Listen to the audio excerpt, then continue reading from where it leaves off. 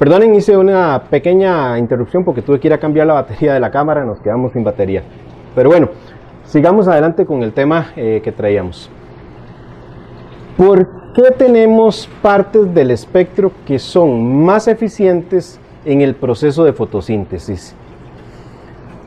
Y por tanto, si existe eso, nos van a entregar mejores subproductos que van a ser usados por el coral para, de la zoozantela van a entregar mejores subproductos al coral para alimentarse en esa relación simbiótica. Veamos si hay mejores longitudes de onda para el caso que nos interesa, la zoozantela. Si miráramos el espectro efectivamente absorbido por la fotosíntesis de la zoozantela del coral, que sería lo que se llama el PUR, precisamente porque nos muestra solo la parte utilizable dentro del proceso de fotosíntesis, tendríamos una escala de medición más efectiva, más selecta dentro de ese espectro luminoso que hemos estado conversando. A diferencia del par, que lo que nos muestra es el potencial de radiación, o sea, la energía que puede ser radiada sin entrar a discriminar lo que puede o no puede ser usado dentro del proceso de fotosíntesis. Si miramos el espectro del PUR, el ideal para el alga de zoozantela va a lucir algo así como es esto que les estoy mostrando. Vamos a ver un rango de longitud de onda entre los 400 a 550 nanómetros, básicamente violeta, azul en un extremo, y luego tenemos otro entre los 620 a 700 nanómetros, que correspondería a esa longitud de onda del espectro rojo. Este es el espectro completo, digámoslo así, adecuado e ideal que requiere la zoozantela para ser utilizado de forma eficiente en su proceso de fotosíntesis. Como ya lo había explicado, la clorofila es la responsable, por medio de sus cloroplastos, de realizar ese proceso de fotosíntesis. Y me parece que también les comenté que no existía un único tipo de clorofila. Tenemos diferentes tipos A, B, C, D, F, y que a su vez pueden tener subdivisiones. Para los corales de la zoozantela, lo que nos interesa para ese proceso de fotosíntesis es la clorofila A, que es la que ven en la imagen en azul. Esta siempre va a estar presente en todos los organismos vegetales. Y la clorofila C, que es la que vemos en la imagen en rojo. La clorofila A tiene un pico de absorción cercano a los 480 nanómetros. Y hay otro pico por los 680 nanómetros. Por tanto, un espectro hacia lo violeta y hacia lo rojo promueven de mejor manera el trabajo de la clorofila A. En el caso de la clorofila C, la absorción más significativa se realiza entre los 447 nanómetros a los 452 nanómetros. Pero también hay una segunda pequeña absorción, como lo miran, por los 577 a 585. Y una tercera zona de absorción entre los 626 a los 629. Luego tenemos ciertos pigmentos o proteínas llamados antenas o pigmentos accesorios que coadyuvan al proceso o trabajo de la fotosíntesis y que capturan otras longitudes de ondas diferentes de las usadas por la clorofila A y la clorofila C. Siempre para el caso de la zoosantela, aquí tendríamos como pigmentos antena los pigmentos carotenoides, que observan en la imagen en morado y cuyo pico de absorción se da en el espectro azul por los 465 nanómetros, pero también este está presente en el espectro verde alrededor de los 525 nanómetros hasta el violeta y parte de la luz ultravioleta A por ahí de los 380 nanómetros. En este grupo de pigmentos carotenoides también tenemos otro, que es la diatosantina, que es la que observan en la imagen en color naranja. Y esta trabaja especialmente absorbiendo el espectro azul y violeta y trabaja también en la parte UV y una pequeña fracción en la parte del espectro verde como pigmento carotenoide que es. Finalmente tenemos otro pigmento asociado a esta clorofila llamado peridinina, que observan en color verde en la imagen. Este absorbe la luz del espectro verde desde los 470 a los 550 nanómetros, alcanzando el pico de absorción por los 483 nanómetros. Como se observa, en términos generales, para el caso de la zoosantela, hay un porcentaje mayor de eficiencia hacia el lado, para el proceso de fotosíntesis, hacia el lado del espectro que está por los 525 nanómetros hacia los 400 nanómetros, sin despreciar el trabajo que por supuesto realiza la clorofila A en el espectro de longitud de onda rojo. Como vamos a ver en los videos futuros que les voy a estar entregando, este detalle va a ser sumamente importante, muy interesante para el tema de coloración, porque la luz del espectro azul y violeta van a promover más los colores fluorescentes.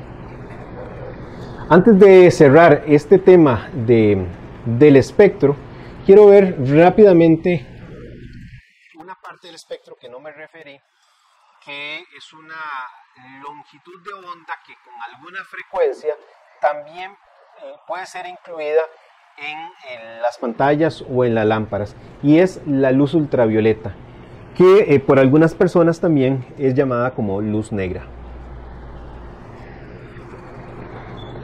La luz ultravioleta la podemos dividir en tres secciones, como observan: UVC, UVB y UVA. Las longitudes de onda de la UVA y UVB penetran el agua de mar, pero van siendo filtradas o absorbidas a medida que estas longitudes van viajando en el agua. Esta longitud UVA y UVB pueden causar daño al ADN y al ARN o ácido ribonucleico, que es muy importante porque es el que está encargado de ser el mensajero de la información genética y realiza síntesis de proteína. En respuesta a este potencial daño, muchos corales, principalmente los corales que habitan las aguas poco profundas, han logrado realizar adaptaciones para reducir y bloquear los efectos de esas longitudes dañinas, estas longitudes de onda, y lo hacen por medio de pigmentos nuevamente protectores, que con mucha frecuencia son de color azul y color púrpura e incluso color rosa. Y por ello, en la parte del espectro que se usa para iluminar nuestros corales, vemos la inclusión en las pantallas de algún LED UV para tratar de completar esa pequeña parte del espectro. Es muy normal que la mayoría de los corales que contienen estos pigmentos sean, como señalé, los que provienen de las aguas poco profundas, por lo que ya he estado explicando. Y para el acuarista es una vía para promover la coloración. Y el arte consiste en excitar esos pigmentos por medio de una longitud de onda UVA. Y de esa forma vamos a lograr un mejor colorido, fomentando estos pigmentos protectores. Pero esta radiación obviamente no puede aplicarse de golpe, porque si la aplicamos de golpe vamos a estar quemando el coral.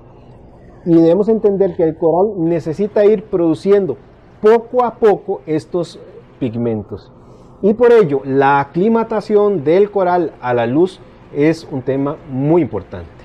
Si del acuario de donde yo traje el coral no trabajaban esa longitud de onda de los 315 a los 400 nanómetros, o la trabajaban muy baja en intensidad, y en mi acuario sucede lo contrario, es decir, o sea, la trabajo muy fuerte, podría estar quemando el coral si lo coloco de golpe al recibir esa exposición. Y en ese mismo sentido, un coral o un frac que viene de un acuario donde está muy expuesto a esa UV y es movido a una zona del acuario donde no recibe esa UV, o lo traslado a mi acuario donde no manejo esa intensidad de luz, sin duda ese coral va a ir perdiendo paulatinamente esos pigmentos de coloración que desarrolló para su protección. Pues precisamente al llevarlo a un acuario donde ya no tiene necesidad de protegerse por esa irradiación, irá perdiendo esos pigmentos que le dan un color y luego nos extrañamos de por qué ya no lo vemos igual. Aunque este video no se trata sobre la coloración, sino sobre los fundamentos de la iluminación, sirva este punto como especie de abrebocas para motivarlos a que en los próximos videos vamos a entrarle muy de lleno a este tema de los diferentes pigmentos y sus roles en la coloración, y por supuesto al tema de nutrientes, oligoelementos y más. Sin duda alguna la luz UVB, y con muchísimo más razón la UVC, son muy peligrosas, son destructoras de células, y por seguridad esas longitudes de onda obviamente no son usadas en las pantallas o en las lámparas de nuestros acuarios. Pero sí podemos encontrar, como ya lo señalé, algún LED que trabaja esa parte del espectro UVA. Cosa totalmente diferente va a aplicar para los UV que usamos para desinfectar el agua de nuestra columna de agua, que sí usan ese espectro dañino y que precisamente por usarlo son luces que están confinadas a un cilindro donde no se permite la salida de esa luz. Dado que ya tenemos claro el tema del espectro y su importancia, ahora vamos a profundizar en otro gran tema, en el tema de la intensidad. Y para evitar confusiones, aclaro que el medidor Quantum es el que nos permite medir el par, y es el que se usa como escala de medición, o el que voy a usar como escala de medición para referirme a la intensidad, ya que este tiene la gran ventaja de que mide el espectro que le interesa a todo acuarista, o sea, mide desde los 400 nanómetros hasta los 700 nanómetros, sean las longitudes de onda que son sumamente importantes para nuestro pasatiempo, como lo hemos visto. No creo, por todo lo que hasta esta altura ya he explicado, que alguien todavía pueda creer que la intensidad de la iluminación la podemos medir por cuánto brillante o no brillante veamos el acuario. Como hemos visto, lo correcto es conocer cuánta energía se está entregando al acuario, a nuestros corales, o más bien al alga zooxanthella, para que ésta pueda realizar un proceso de fotosíntesis de forma adecuada, ideal. Y por tanto, medir o conocer el potencial de radiación sintética par que están emitiendo nuestras lámparas o pantallas a las diferentes profundidades resulta muy conveniente o muy importante, porque de esa forma podemos llegar a conocer si lo que le está llegando a este coral es una intensidad adecuada para que realice el proceso de fotosíntesis de forma adecuada. Y como vamos a ver en los videos de más adelante, no solo por eso, sino para ver si tiene la posibilidad de desarrollar esos pigmentos protectores. Para conocer esto, podemos echar mano de varias opciones. Normalmente el fabricante de la lámpara incluye en el manual cuál es el par que entrega su lámpara y normalmente medido al nivel de superficie del área del acuario. Pero es una referencia. Con esto, obviamente, vamos a conocer esa cantidad de partículas de luz, de fotones, que como gotas de lluvia están recibiendo la superficie de nuestro acuario y que se van a medir, en el caso del par, por medio de micromoles por metro cuadrado por segundo. Para que tengan una referencia, nada más a modo de recordación, recuerden que en un día sin nubes en la superficie del océano se pueden recibir hasta 2000 micromoles por metro cuadrado por segundo, 2000 par. Gracias a los estudios que se han realizado, a cada clado o tipo de zoozantela presente en cada coral, podemos conocer que estos requieren una intensidad de par de iluminación que es diferente para con otro coral u otra variedad. Y aquí aplica perfectamente el adagio popular que dice que no hay que alumbrar tanto al santo como para quemarlo, pero tampoco hay que alumbrarlo tan poquito como para que no se vea. No podemos sobre irradiar nuestros corales para quemarlos, ni podemos darles tan pobre radiación para que no produzcan la fotosíntesis adecuada. Si esa radiación es muy pobre, el coral no va a alcanzar el mínimo para lograr un proceso de fotosíntesis que atienda sus necesidades básicas como alga. Y si recibe más de la cuenta, puede ser que esa alga zoozantela vaya a ingresar en un periodo de fotoinhibición. O sea, va a detener la maquinaria de producción de fotosíntesis, va a detener el carro. Los acuaristas, por tanto, debemos comprender que durante el proceso de iluminación de nuestro acuario hay tres grandes momentos que debemos manejar. Vamos a partir de un mínimo de iluminación cuando arranca el encendido de nuestras lámparas o nuestras pantallas, y a partir de ahí va a iniciar ese camino del proceso de fotosíntesis, que conforme va aumentando la intensidad de iluminación, también la tasa de fotosíntesis va a ir subiendo y subiendo y subiendo hasta llegar esta tasa donde esa fotosíntesis que se está produciendo va a cubrir las necesidades mínimas del alga zoozantela.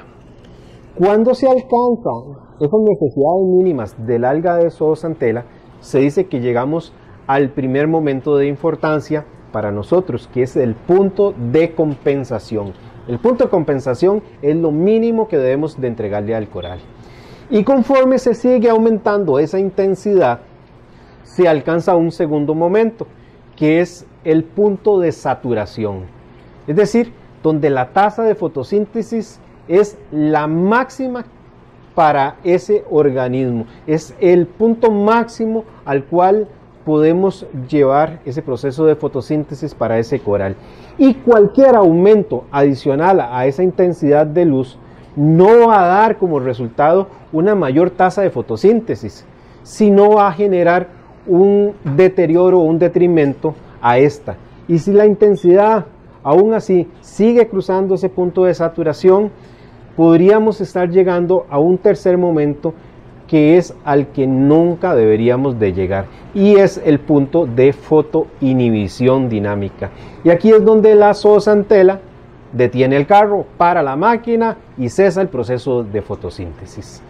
En esta imagen que les estoy mostrando, por ejemplo, corresponde a una investigación de Dana Ridley, que tuve por dicha la oportunidad de disfrutar en el Magna de San Diego, en California, allá por el año 2016, y nos dice que para este coral Poritis que él estudió en una laguna marina, conforme el par va subiendo, la tasa de fotosíntesis también lo hace, por lo que expliqué.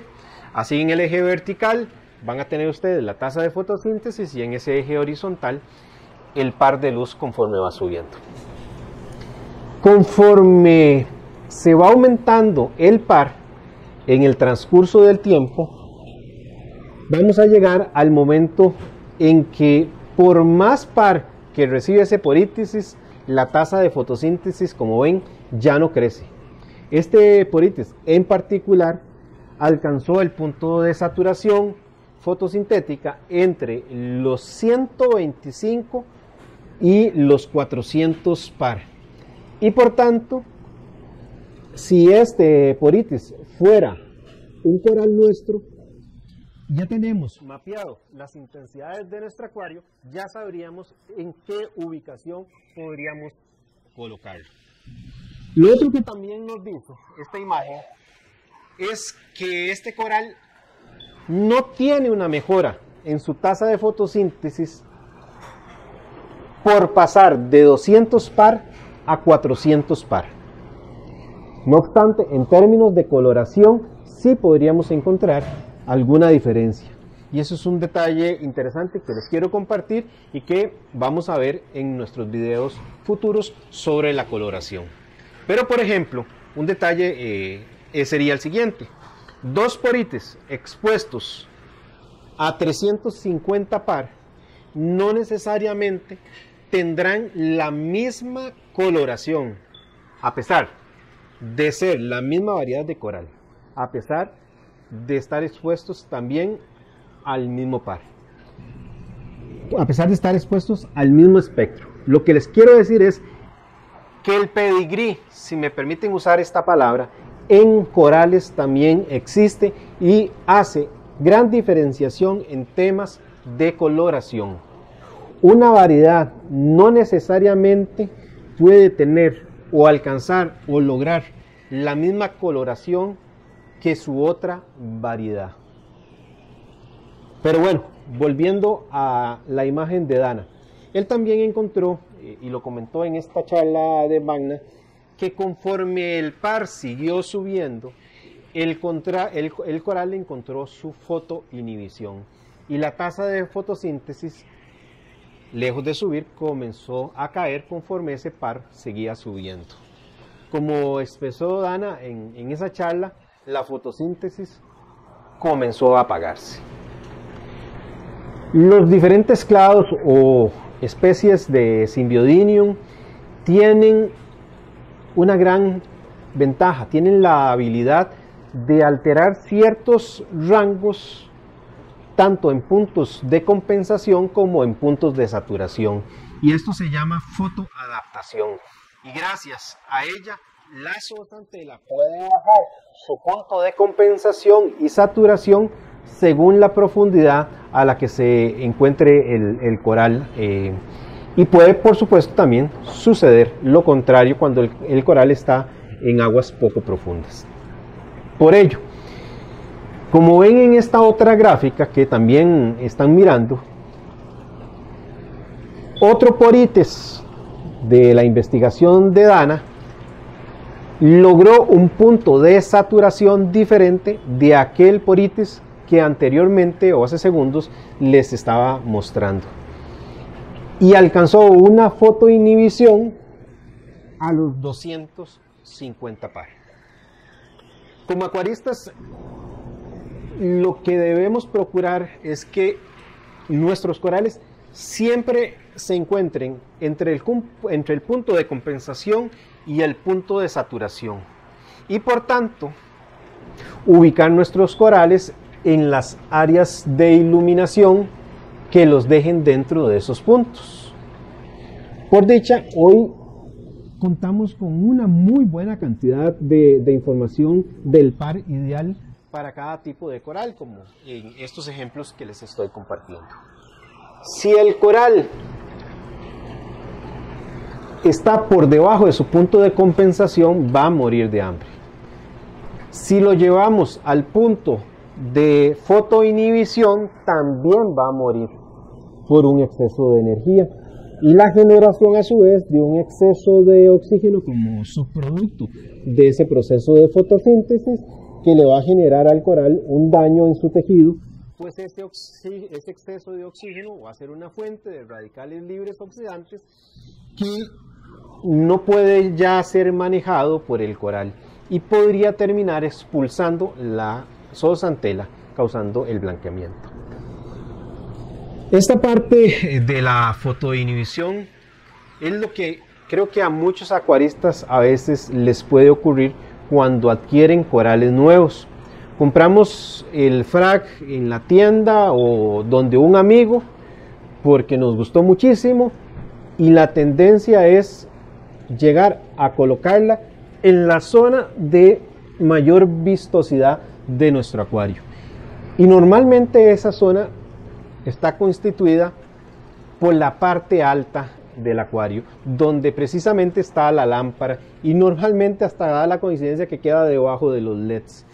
Y por tanto va a recibir una gran intensidad, una gran lluvia de fotones. Y resulta que ese acuario lo trajimos de un acuario donde no se le entregaba esa cantidad o esa intensidad de iluminación y nosotros lo pusimos ahí de golpe. Y no le dimos tiempo al coral de ir adaptándose paulatinamente para generar esos pigmentos que le ayudan a luchar con el exceso de iluminación y de radicales libres oxidantes. Así que cuando recomendamos aclimatar un coral, no solo pensemos en esa aclimatación tradicional al agua, sino también pensemos en la aclimatación a la iluminación. En términos prácticos, veamos un ejemplo sencillo propio de nuestro jardín. Ahí tenemos plantas de todo tipo con necesidades de iluminación muy diferentes y retomo el ejemplo del helecho y del cactus.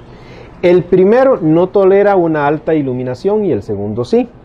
Si al cactus lo ponemos a la sombra, tarde o temprano se va a deteriorar. Y si a ese helecho lo ponemos en una alta iluminación, lo ponemos a una intensidad del sol muy fuerte, por supuesto que también tarde o temprano se va a deteriorar. Ambos en cualquier momento por esos cambios van a llegar a morir. Y lo mismo sucede con nuestros corales. Tenemos corales que son cactus y tenemos corales que son helechos y tenemos en el medio de esos otros tipos de corales con necesidades de iluminación diferentes.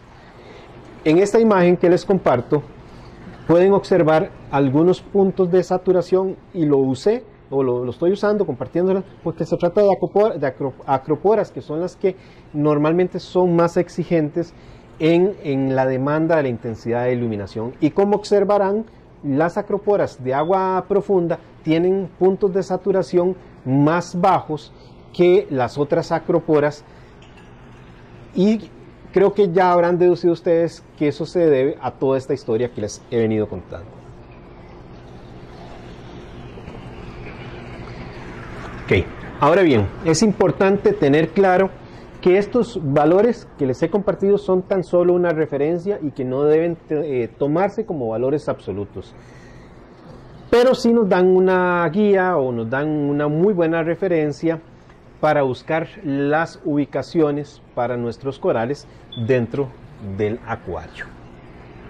Lo importante es fijarnos cuando compramos una lámpara o una pantalla, indistintamente de la marca, que ésta nos esté entregando un espectro adecuado como el que vimos y una intensidad de iluminación requerida por nuestros corales, de la cual ya les he hablado. Todos los demás extras que tenga la pantalla, sin duda alguna, nos permiten hacernos la vida mucho más fácil. Son temas de usabilidad, pero para efectos de nuestros corales lo importante son esos dos elementos. Para ir llegando ya al final de esta primera entrega, veamos un par de temas que me están dando vuelta todavía por ahí y que uno de ellos corresponde a una de las preguntas que con mayor frecuencia me llegan. ¿cuánto tiempo debo iluminar mi acuario? Veamos entonces ahora el tema del fotoperiodo. Como vimos, hay un punto de compensación y hay un punto de saturación. Y que este también puede variar de organismo en organismo. Por tanto, por lo menos para mí, decirle a alguien que use 14, 12, 10 u 8 horas de fotoperiodo sin siquiera saber la intensidad que usa, el espectro que entrega la lámpara que ha comprado, el tipo de corales que tiene, por lo menos para mí me resulta un tanto aventurado dar una regla absoluta. Para ese particular acuario que me recibo en una consulta, lo fundamental es por lo menos entender cuál es el mínimo de intensidad que alcanza la lámpara. ¿Cuáles son los corales para saber cuál es el punto de compensación mínimo que les debo de entregar? Y así sucesivamente, como todo lo que ya les he venido explicando. De lo contrario, podría ser que dé una recomendación de 10 horas y nunca me percaté que ese acuarista desde el inicio le mete mucha intensidad y alcanza muy pronto la fotoinhibición y yo le estoy diciendo que le aplique 10 horas. Entonces, ¿cuál podría ser una guía? Bueno, yo creo que la guía debe estar en la naturaleza, porque como dije hace un rato, la naturaleza es muy sabia. La pregunta que les hago, ¿dónde se ubican la mayoría de los corales? Sí, la mayoría de los corales se van a ubicar en la línea del ecuador. Así que usemos precisamente la línea ecuatorial como referencia. En esta zona, la duración del día es muy constante a lo largo de todo el año. A diferencia de ustedes amigos que puedan vivir distantes de la línea del ecuador, saben que según la época del año van a tener o días más cortos o días más largos. Pero ello no es así para nuestros arrecifes coralinos que están sobre esa línea ecuatorial. Ellos reciben prácticamente la misma cantidad de iluminación a lo largo de todo el año. Están acostumbrados a recibir prácticamente la misma iluminación, la misma intensidad, el mismo espectro a lo largo de todo el año. En el caso de la línea ecuatorial, hablamos de un fotoperiodo muy consistente sobre las 12 horas en promedio. Como bien nos grafica también Dana Ridley, en esta imagen, en la línea blanca que ven al centro, que esa línea horizontal, es la que se señala las 12 horas. Esta sería para el caso de la línea ecuatorial, los corales que, por ejemplo, son de Indonesia, que están prácticamente pero también en la imagen vemos corales que están ubicados 20 grados al norte, que siguen el caso de los corales que se ubican por Hawái, por la zona central del Mar Rojo, y también tenemos corales que están ubicados 20 grados al sur, que serían los corales que se ubican en la Gran Barrera de Arrecife de Australia y que también están en Fiji. Estos van a tener 13 horas de fotoperiodo en los meses de verano y 10.75 horas en los meses de invierno. De igual forma, como todos sabemos, existe un amanecer y un atardecer. Y por tanto, la luz va a ir aumentando al inicio del día y va a ir disminuyendo conforme se acerque su final. Y hacia mediodía, reitero, es donde se alcanza el mayor pico de intensidad, que por tercera vez les quiero recordar, a nivel del mar en la playa alcanza los 2000 par en promedio. Y que nosotros ni remotamente alcanzamos con nuestras luces LEDs o T5 en nuestros acuarios. Tal vez alguien que siga aún al día de hoy usando algún bombillo de halógeno pueda estar cerca. Entonces, el fotoperiodo de 12 a 14 horas con rampas de subida y rampas de bajada, para mí es un punto de referencia que la misma naturaleza nos ofrece y no este servidor. En esta imagen que les comparto, también el investigador Dana Ridley pueden apreciar que el par de intensidad que reciben los corales en Hawái en un día claro a 3 metros de profundidad desde el amanecer hasta el atardecer. Esto creo que les puede dar una muy buena idea de esa intensidad y rampas de entrada y de salida. Otro detalle a tomar en cuenta con lo que sucede en la naturaleza es que tenemos un movimiento del sol y que los corales precisamente en su ambiente no se van a iluminar de manera uniforme en el transcurso del día, pues conforme se da ese movimiento de la tierra también se van a dar sombras que irán cambiando en el arrecife coralino a lo largo de todo el día. Si bien es cierto, nuestros corales no están expuestos a esas sombras, siempre van a recibir la luz en la misma dirección a cualquier hora del día. Y por otro lado, al igual que sucede en la naturaleza, también tenemos que entender que esa tasa de iluminación va a depender de la claridad del agua que tengamos. Así que no olvidemos el uso de ese carbón activo y de una muy buena filtración en nuestro acuario. Finalmente, veamos dos tipos comunes de pantallas o lámparas que son hoy día los más usados en nuestro pasatiempo: las de LED y las T5.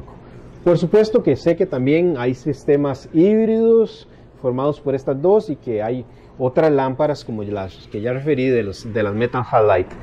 Pero me voy a enfocar en estos dos tipos que son los más comunes y por tanto cuando hable de una y de la otra también van a tener ustedes los criterios para valorar las combinaciones sobre los sistemas híbridos que puedan haber entre este tipo de lámparas.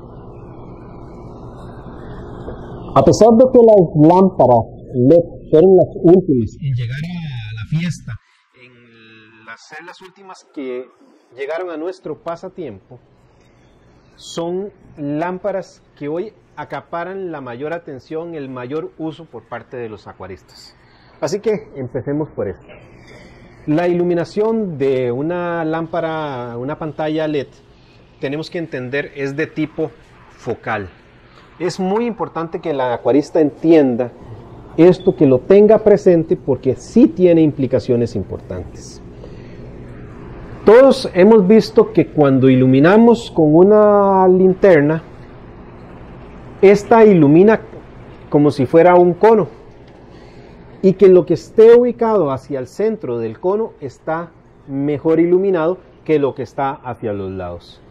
Y que entre más cerca está el objeto, este está mejor iluminado que el que está distante. Y tal cual, así funcionan nuestras luces LEDs. Si pudiéramos ver desde la parte superior la intensidad de iluminación de cada clúster o conjunto de LED que forman cada foco de nuestras pantallas o lámparas, miraríamos algo así como lo que le estoy compartiendo. ¿Qué es lo primero que nos dice esto que observamos? Lo que nos dice es que lo que está ubicado hacia el centro es lo que está mejor iluminado y cuenta con mayor intensidad. Y que conforme nos movemos hacia los extremos, hacia las partes de afuera, esa intensidad de iluminación va a ir disminuyendo. Tal cual como les describí con el ejemplo de la linterna. Y lo que nos dice también la imagen es que cuando compremos nuestra pantalla, que cuando compremos nuestra lámpara, tengamos muy presente cuál es el área de cobertura que va a tener sobre nuestro acuario. ¿Cuál es el área de que nosotros queremos iluminar? ¿Cuál es la intensidad que queremos dar? ¿Cuál es la intensidad que buscamos para esos corales? Por todo lo que les he explicado para que pueda existir un buen proceso de fotosíntesis. Entonces, cojamos esas especificaciones técnicas y las traslapemos a la necesidad que tenemos como acuaristas y veamos si esa intensidad e iluminación que nos ofrece esa pantalla es la adecuada. Así, por ejemplo, si mi acuario tiene un ancho de 60 centímetros o 24 pulgadas como el que observan en la imagen, sé que los corales que ubique exactamente debajo del punto amarillo van a recibir una intensidad de luz medida en par de 500 a 450 micromoles por segundo para esa área exclusivamente en amarillo. Y conforme nos vamos retirando de ese anillo, del centro hacia los extremos, tenemos que los corales que observan en esas esquinas violetas van a recibir un par de 100 a 150. Creo que es suficiente para ciertos blandos, algún tipo de SPS no demandante y de LPS. Los que están en la zona morada van a recibir un par de 150 a 200 micromoles por segundo y así sucesivamente hasta que llegamos a ese punto central en amarillo. Si yo lo que quiero es tener un acuario exclusivamente de acroporas de alta demanda de iluminación, de intensidad de iluminación, como por ejemplo las digitiferas, sé que voy a poner una mayor cantidad de lámparas o pantallas para que todo espacio siempre reciba más de 350 par y pueda alcanzar el punto de saturación de fotosíntesis necesario para esos corales. Pues ya que una pantalla o lámpara como la del ejemplo anterior no me va a cubrir adecuadamente si yo tengo un acuario de 60 centímetros, sino que será suficiente apenas para cubrir 30 centímetros o 12 pulgadas. Aclaro que lo que he dicho es tan solo un ejemplo figurativo, pues en cuanto a las mediciones del par, pues normalmente los fabricantes dan las medidas al nivel del agua y recordemos que las longitudes de onda al penetrar en el agua van a disminuir el par y conforme más profundo sea nuestro acuario también menor va a ser el par, aunque estén exactamente debajo del foco de esa pantalla. El par del coral que está arriba no va a ser el par que está abajo. Usando de ejemplo ahora esta Radion XR30 Pro de cuarta generación, ven que nos ofrece una cobertura de par muy diferente a la del ejemplo anterior y también pueden observar el espectro. Si tuviéramos mapeado nuestro acuario con diferentes niveles de par en todas las zonas, en cada rincón, veríamos algo así como esta imagen que les comparto, claro, con nuestros propios valores de medición. Y ello nos genera un mapa para saber dónde ubican los corales según la necesidad particular de iluminación que estos requieren para alcanzar aquel punto de compensación, aquel punto de saturación y por tanto tener una muy buena producción fotosintética para una iluminación adecuada del acuario. Ahora, aclaro que el tema de ubicación no solo es un tema de iluminación. Aquí entran otros factores que serán para otros videos porque la corriente de agua tiene que ver, la agresividad entre especies tiene que ver, la velocidad de crecimiento tiene que ver y así otros elementos. El otro dato que el fabricante de una pantalla LED también les puede dar, si es un fabricante responsable, es una imagen del espectro de luz que garantiza su equipo. Esos son básicamente los dos grandes elementos que les van a dar. Veamos ahora lo que serían las lámparas de fluorescentes T5.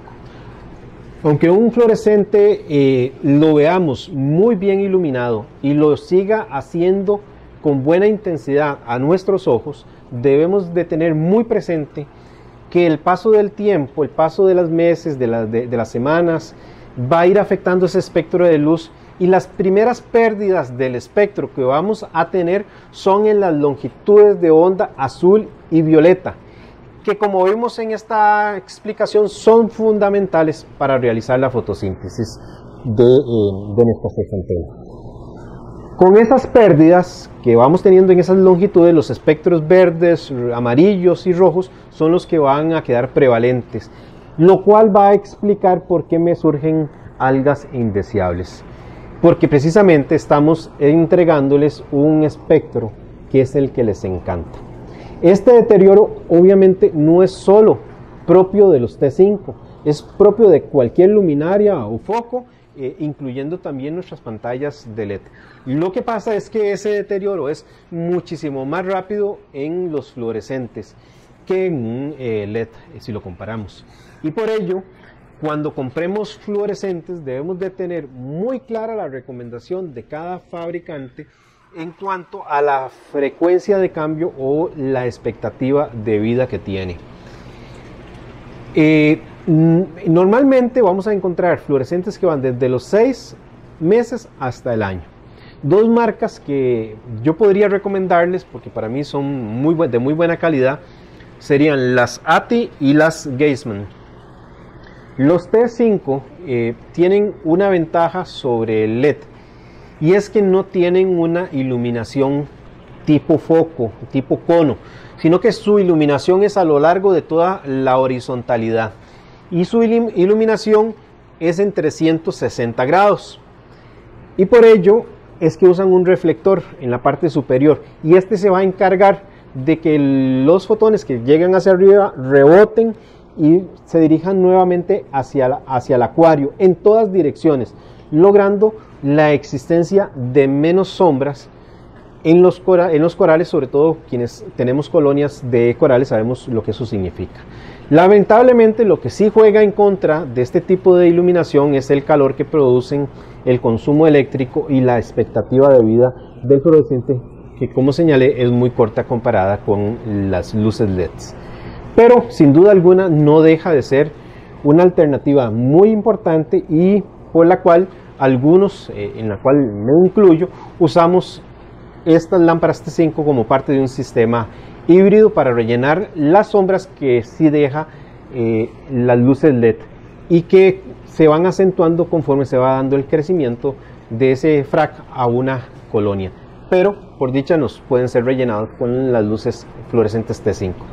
En mi caso, por tener un sistema híbrido, el T5 solo los trabajo por 5 horas, precisamente en el pico de mayor intensidad de los LEDs, perdón, y en los LEDs los trabajo por 14 horas con rampas suaves y de subida y de bajada. Ahora en esta imagen que les estoy mostrando pueden observar una lámpara ATI SunPower de T5 que entrega un par para el área de cobertura que ella muestra, que es de 60 centímetros a cada lado, y que colocándola a los 45 centímetros sobre el nivel del agua podemos lograr ese nivel de par. Si la bajamos, mejora el par y disminuye el campo de cobertura. Mi recomendación en este capítulo, y es un tema muy personal, producto de mi experiencia, por si puede valer para alguien, es que indistintamente del tipo de iluminación que se use, hay que procurar un par que en el fondo del acuario idealmente ronde entre los 100 y 200 par. Y en las partes altas de nuestro aquascape procuremos lograr alrededor de unos 500 par para dárselos a aquellos corales que tienen mayor demanda. Y además, como vamos a ver en los videos de coloración por delante, es necesario dar un poquito de ese extra para lograr cromoproteínas y proteínas fluorescentes que nos mejoren la coloración. Y para esos casos pues vamos a requerir dar un extra en cuanto al par para poder sacarle el jugo a esas proteínas fluorescentes y no fluorescentes. Claro, también vamos a ver en estos futuros videos el rol de los nutrientes, el rol de los oligoelementos en la coloración y por supuesto, como veremos en estos videos futuros, un mismo coral ubicado en posiciones diferentes puede alcanzar coloración diferentes. Les voy a poner por ejemplo el de la Acropora Piscis Rainbow. Aquí yo tengo una Acropora Piscis Rainbow que tiene pigmentos amarillos, no lo ven por la cámara ahorita porque está lejana, y arriba tengo otra Piscis Rainbow. La diferencia es que la que está arriba, por tener una mayor intensidad, se volvió absolutamente roja y la otra no. ¿Qué quiero decir con esto? Que en el tema de iluminación también juega el gusto del acuarista, cómo usted quiere ver los colores del acuario. A algunos también les gustan colores más apastelados y otros, en los cuales me incluyo, nos gustan colores más naturales. Así que indistintamente de nuestro conocimiento que adquiramos en función de la iluminación, el gusto sigue siendo prevalente. ¿Qué es lo que podría yo recomendarles?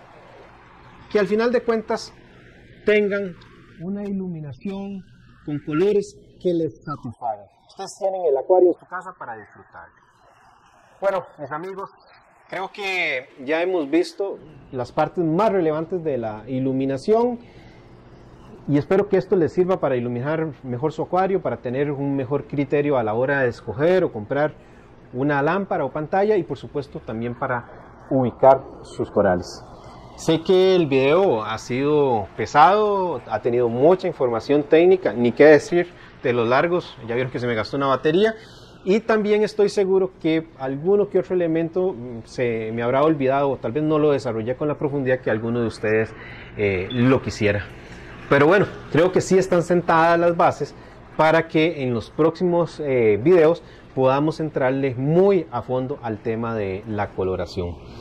Y por supuesto, vamos a procurar que ya no sean videos tan extensos. Este era porque eran esos fundamentos, eran esas partes fundamentales que debíamos de conocer para todo lo que vamos a desarrollar posteriormente. Así que también un tema muy importante, si no se han suscrito al canal, hágalo en este momento para que no se vayan a perder esas futuras entregas que les estoy comentando y les pueda llegar una notificación en el momento en que ya está subido el nuevo video, que como ven van a estar muy interesantes porque van a tratar del tema de coloración y honestamente no ha sido fácil construir este tema porque tiene muchas esquinas que hay que pulirle a esa mesa. Pero bueno, les agradezco los comentarios y todas esas motivaciones porque es lo que nos permite seguir con una motivación fuerte para seguir haciendo estos videos. Y espero que el video que les estoy entregando les guste. Quiero decirles que el próximo 27 de septiembre voy a estar, o el canal más bien, va a estar cumpliendo 4 años de estar entregando videos. Me despido, como siempre lo hago, deseándoles que sus videos se encuentren de la mejor manera y nos vamos a encontrar en una próxima entrega para hablar sobre la coloración. Saludos.